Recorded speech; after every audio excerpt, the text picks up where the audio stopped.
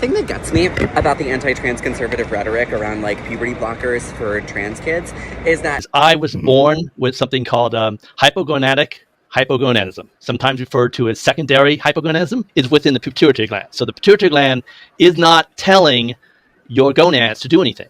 You're basically going through what a person who would be given puberty blockers at 10 or whatever go through. Yeah, kind of phase 2, which is before the major change happens. if they really did care about making sure children weren't being mutilated or weren't being like coerced, they would be the #1 advocates for puberty blockers. Not only because they kind of stopped growing up around, 12 or 13, and I just remained in this adolescent state without maturing anymore. I didn't really, I had a kind of fondness for girls. I thought they were cute. I didn't have any attraction, like sexual attraction at all. I heard about sexuality, but I didn't understand, because these things were vague concepts that I had no physical grounding in.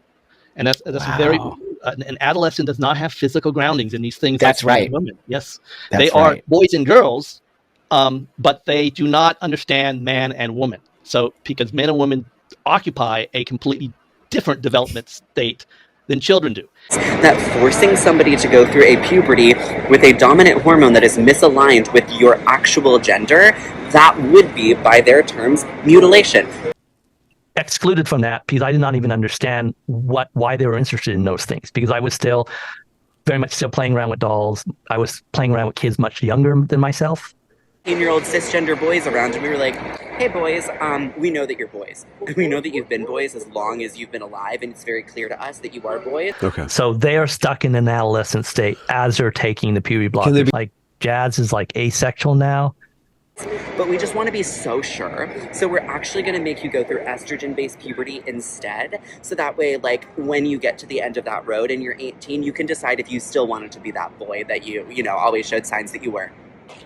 Can you imagine if we did that? That would be fucked up. Or like their sexual functions not coming back. That's because they're not developed. They haven't gone through puberty. Yeah, You've kind of created this eternal child. internal child that sort of looks like the opposite sex. Yeah. Okay. Yeah. It's remarkably abusive. Yeah. And the puberty blockers themselves, not only they cause a development disorder, Puberty with a dominant hormone that is misaligned with your actual gender is a forced mutilation by conservative standards. but they also cause gender dysphoria. So you would think that they would be the #1 advocates for blockers and go, oh my gosh, yeah, why don't we like put a pause on this so that way you can decide and like in a couple years see how you feel. How so? They actually cause a condition that they're supposed to treat, because when you're suppressing the growth, they are not allowed to grow with their peers, so they never get that kind of reinforcement. So they always become ashamed about their genitalia. Yeah. And this is obvious within all the records of what they said.